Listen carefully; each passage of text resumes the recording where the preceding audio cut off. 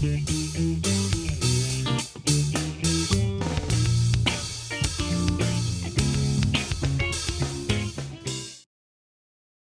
welcome back. Today we're going to be talking about building a life portfolio. And I'm Paul Porter, professor here at Sonoma State University. I'm Mark Nelson, entrepreneur in residence at Sonoma State University School of Business and Economics. And we're very excited to be talking about this topic, building a life portfolio. And in a couple of our previous sessions, we've talked about becoming an economic unit of one and really developing a relevant purpose, et cetera. So once you have developed and begin to see yourself as an economic unit of one, now you have to apply that and develop yourself over a longer period of time. And the process that we're terming or using for this skill or developmental process is called building a life portfolio. And it has to do with people viewing you and deciding, would they buy you, but more importantly, would you buy yourself? So Mark, you want to talk about a little bit about that concept to get us started? Sure. So I think this is kind of really where the rubber meets the road. Yeah. Building a life portfolio is really something that happens over the span of a lifetime, or at least over the span of a period of time. If you look at relevant purpose, it's really aligning your inner purposes and passions with your external realities. Economic unit of one is taking your skills and your experiences and creating ongoing alignment with what is going on in the world so that you have work, finances, self-actualization, whatever it may be. But building a life portfolio is something that happens that's much more holistic. Building a life portfolio has to do with not just financial mechanics and professional mechanics, but really spans into bigger worlds. And it's really an expansive, relevant purpose measurement tool. And it's also something that we should be using as somewhat of a GPS and a roadmap. And I would say that there are elements like financial, professional, personal, health, physical, spiritual, intellectual, mental, all these different buckets that make up kind of a personal balance sheet. And we can use that portfolio both as a tool to assess where we are today and where we want to go tomorrow. Weird way. So it's really got to, I think, again, it's really where the rubber meets the road. And when you talk about building personal asset, what the portfolio does, it allows you to look at it in a very broad way, but also in narrow buckets. You talk about the balance sheet. Maybe let's go into that a little bit more because people think of a balance sheet again in financial terms. Yeah. But it really, you mentioned health, you mentioned perhaps spiritual part of it, your relationships. And I think one thing we've talked about, if you're bankrupt in any of those areas, your whole balance sheet is going to kind of go off. So let me use myself as a personal example. When I went away to school, which I alluded to earlier, went away to college, my father said to me, Mark, you're going away to college to get a job, so I would suggest you get a technical skill. And that was really good advice. And I went to Price Waterhouse and I got my CPA and the whole gig, but it was very evident to me that there was an element that was out of alignment. It was really good advice because I got in the game and allowed me to do some exploration, and it's something that I would tell my son, but I would also say, Mark, and follow your passions, meaning start reading what's inside of you. What the portfolio does is it starts to allow you to measure the things that really are exciting to you, the things that are really meaningful, and by the way, finds out where you might be a little lax. Let's just say you are really challenged to work towards a professional career that is going to pay you lots of money. That's your goal and your objective.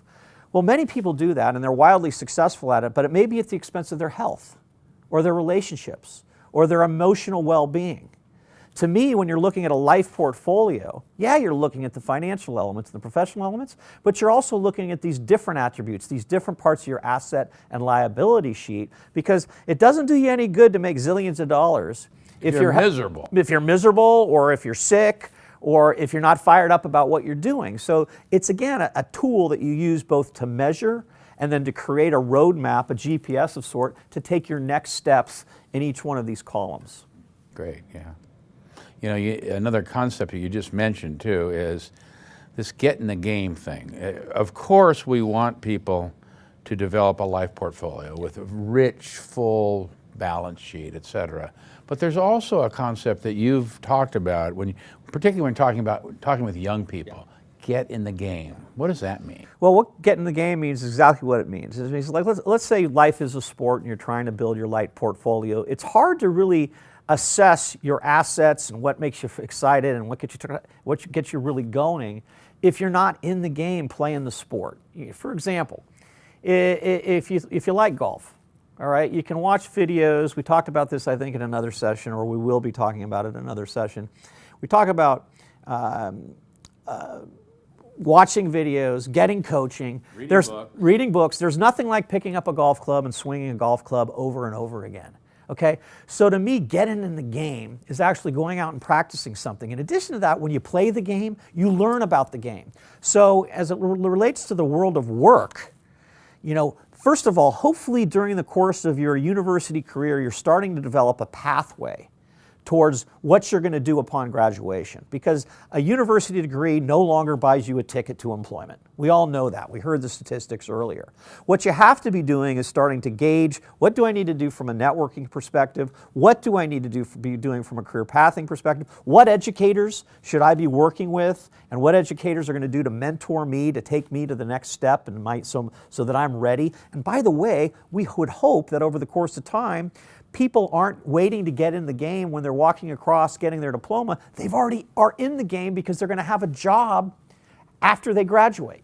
That to me is the perfect world. In the accounting and finance world, they actually do a pretty good job of this. You have a pathway. All the CPA firms come on campus to many campuses. They interview the really good students, and there's a real farm system. But there's no reason why we can't be doing more of that in university and in the school systems. By the way, unleashing passions, unleashing purposes, creating alignment with the external skill sets that people are developing. And then once they're developing those skill sets, finding a ways to helping the young people get in the game. Because once you're in the game, you're going to find out what parts of the game you like, what parts of the game you don't like.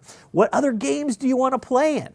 So to me, it's about getting experience. Okay. And by the way, taking care of yourself. Finding some self-sufficiency so that you're not, hopefully, or young people aren't playing video games at the age of 25, sitting on their parents' couch. But I don't want our listeners to be thinking that getting in the game has to be a perfect choice. There's a lot. I've seen so many young people out there who are preparing and reading and preparing, and just so they can take the first step that's just perfect. And I think, as you're saying, at least I would echo that, is that you don't know what the first step's going to be. You don't know if the first step you take is going to be relevant. You got to get in the game. That's where you really learn the right direction of your steps. So the getting in the game can be almost anything. Paul, you don't know what the 21st step's going to be. I'm 52 years old. I'm still getting in the game. I'm at Sonoma State University as entrepreneur in residence. It's a whole new world to me. I'm learning stuff about the system, by the way, that I love, and I'm learning stuff about the systems that's challenging. And so to me, though, what's really exciting about it is I can take that game experience and I can apply that into the next game that I'm in. And, you know, life isn't necessarily a game, but it is a sport. But let's get in and play. Let's challenge ourselves. Let's fail. Let's get excited and celebrate when we do things that are really successful. And let's learn and be clinical about the things when we make mistakes. I think people are afraid to fail. We put so much pressure on kids, or kids feel so much pressure. And the reality is, look, I can't even tell you how many careers at the age of 52. I'm now navigating between myriads of worlds. That's fun. That's exciting. That's what I want for everybody. Mm-hmm. So stop rehearsing and give it a try. Yeah. Get in the batter's box. Shoot the free throw. You know what I mean? Pick up the paintbrush. Whatever the heck it is. Well, you use a concept or a term also that sometimes people go bankrupt. Well, when you talk about the balance sheet, the personal balance sheet, I think I alluded to it earlier, and that is, you know, somebody can be so committed to one of the buckets, to one of the elements on a balance sheet, whether it be their career or whether it can be their physical shape, whatever it is, that they forget about the other buckets. to me, if you really want to have a harmonious life, you have your eye on all these buckets. And there's going to be times where one bucket suffers a little bit from another bucket. I'll use myself right now as an example. You know, this concept of putting this MOOC together and some other things that I've got online course, among other things, has been a little bit overwhelming. I'm learning that I need to step back, take pause, take a reevaluation of where my buckets are, making sure I'm getting good exercise, eating the right foods, balancing how I'm spending my time, not responding to emails and Twitter and everything else all the time, but really focusing on what's important. Because I got a kid that's 18 and a kid that's 4, right? Same wife, by the way, 18 and 4. And one's in a world of preschool and the other one's getting ready to go to college. So you got to be in that world, you know. So just being aware of the different buckets and taking pause and seeing where you might be potentially going bankrupt in one or the other, and then filling that bucket up a little bit, you know, and maybe letting another bucket go down a little bit. Balance. Balance. And as you're talking about going between these buckets, I'm thinking of a term we've talked about in mental mobility. Oh yeah, well that's the beautiful thing about navigating between worlds. Navigating between worlds creates mental mobility. You decrease your fear. You begin understanding risk because you're going into worlds that may be a little bit foreign to you. But to me, as I mentioned earlier, the more you go into foreign worlds, the more you learn about yourself, and the more you realize that the worlds aren't that scary. There's a lot more similarities than there are differences. And so if we can start creating a little bit less fear, taking a little bit more, I wouldn't even say taking more risk, understanding risk will allow you to take good risks and eliminate bad risks. And then this mental mobility both is a result and then also a cause of going into new worlds. So to me, in the schools, what this is about is establishing an atmosphere in our classrooms with our teachers, with our students, where students see themselves as constantly developing their own life portfolio.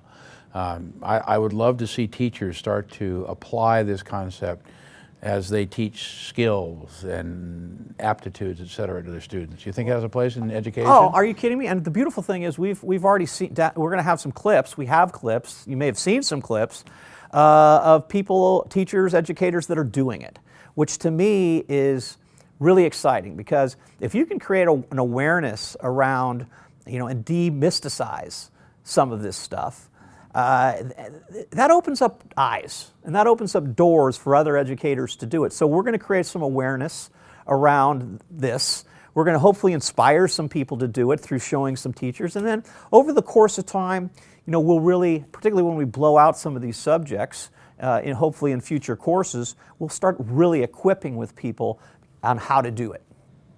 Great, great. Thanks, Mark. Mm-hmm. Well, we hope this session today has really caused you to think a little bit about developing a life portfolio, what you can do for yourself and your students in this regard. And we urge you to look at some of our follow-up clips of some teachers that are doing exactly that. So thank you very much, Mark. Been a heck of a run. All right.